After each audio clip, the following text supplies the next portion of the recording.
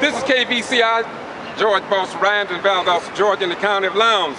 Right in front of the courthouse, in front of, to my left, is the federal building. We have problems here in Valdosta and Lowndes County.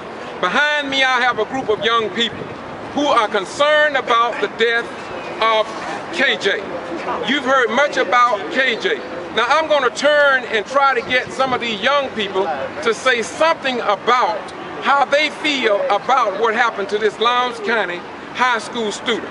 My beautiful brothers, what say you all? Do you all think justice has been served? Do you believe that there is something more that needs to come out from the investigation? All right, now, one other thing. Do you think that a person could fall into a mat and be end up with a picture like the one like this right here? Not in the middle. So somebody knows something. Somebody knows something. So let me ask you another question. So when you look at this picture from a young perspective, how do you feel about looking at this, and what's your understanding of it?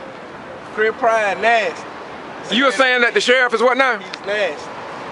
Now are you? They know more than what they talking about. They know. And they won't hide no, they hiding all the information, but they need to go ahead and let it come out. It's gonna come out at the end anyway. But they ain't gonna let it come out right now. They don't know. Y'all talk. If there was no foul play, what is they going to get blood samples for? Okay, all right. Think about it. Well, what do you all think about? And why is the coroner just not speaking up 2 months later? That's true. And another thing is that why didn't? What do you all think about the coroner making a statement to the Valdosta Daily Times? But the Valdosta Daily Times didn't talk about it until the other day in the newspaper.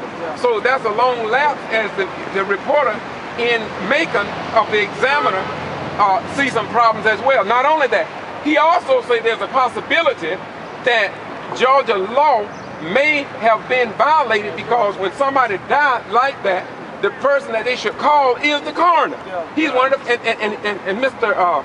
Patrick Davis out of MACON reports that is a law, and if they didn't call him, there's a possible law violation. What you all think about that? Somebody got to get sued. Yeah, man. My mama said when her sister died, the coroner beat her to my sister. That should have been one of the first ones there. All right. Well, let me ask you another question. Why do you think so many people are out here today? Get some justice. Now, is it true that all Negroes are scared to stand up for justice? No. We gonna stand up. First of all, the reason why that joke is a lie, because why in the world would this boy reach down a mat that's taller than him? They trying to make it seem like my homeboy is retarded.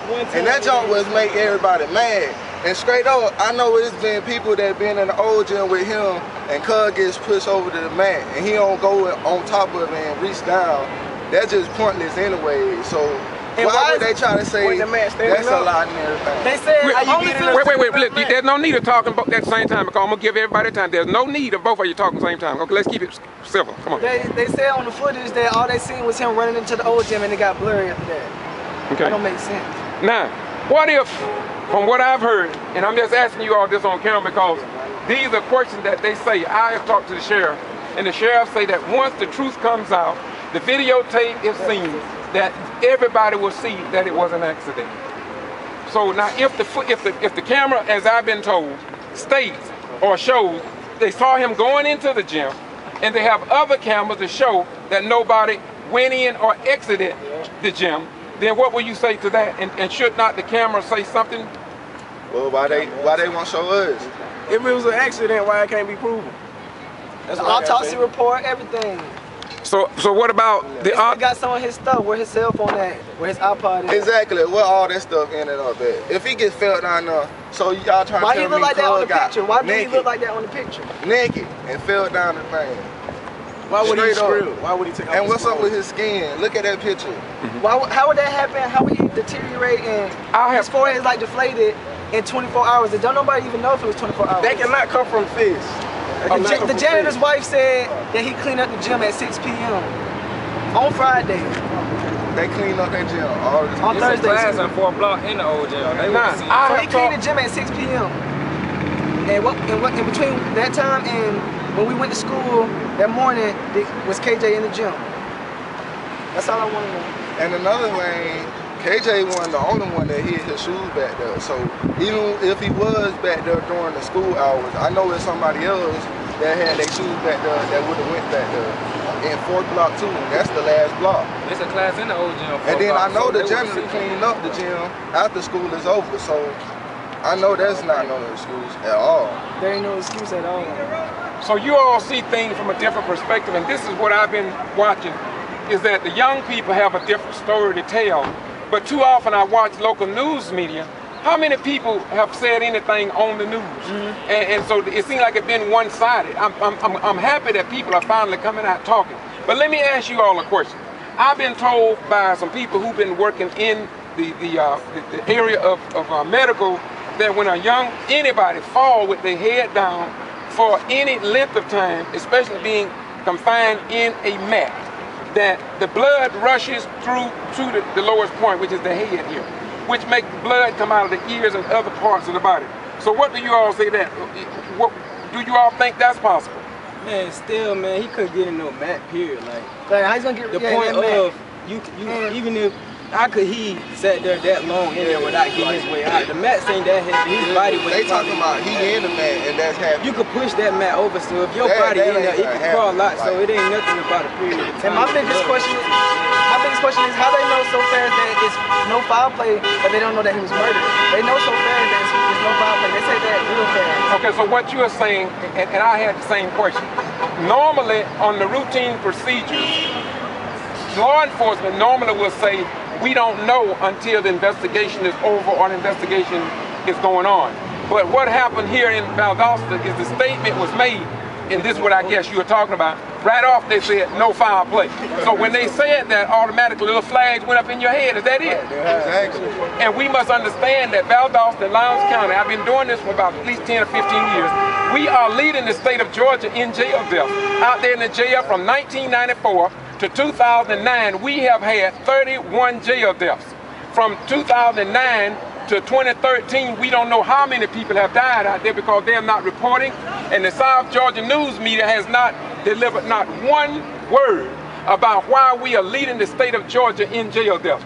So I contend, like the rest of you, that there's possibility that something is gravely wrong here in Valdosta. Now, Patrick Davis from the Examiner highlighted on internet through his publication yesterday that the District Attorney David Miller and others possibly need to answer some questions. And it's all about Georgia law. So in closing, I want to thank you all for coming out today. And if anybody else have anything they want to close with, I want you to give it, because we're living in a time now where we cannot be quiet. We got to speak out. And as our forefathers stood up as black African Americans, they didn't live in fear.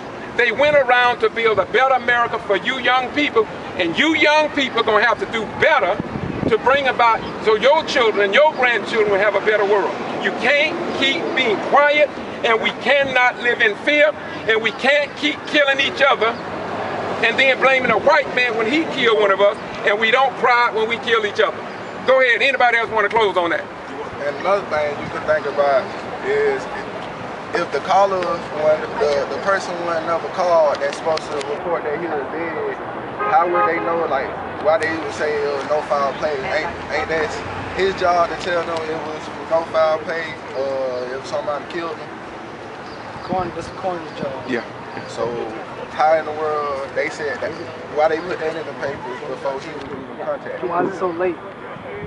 I agree, and you're not by yourself with that question. As I said earlier, I will say, I ask you all to check out Patrick Davis. You can Google his name, Patrick Davis, the Examiner in Macon. I think that everybody should read that article he wrote yesterday. It was on Facebook, and I recommend all of you doing that. And whatever you do, let us try our best to conduct ourselves in a way that we don't even have to be involved with law enforcement. Thank you. Thank you all very much. Peace.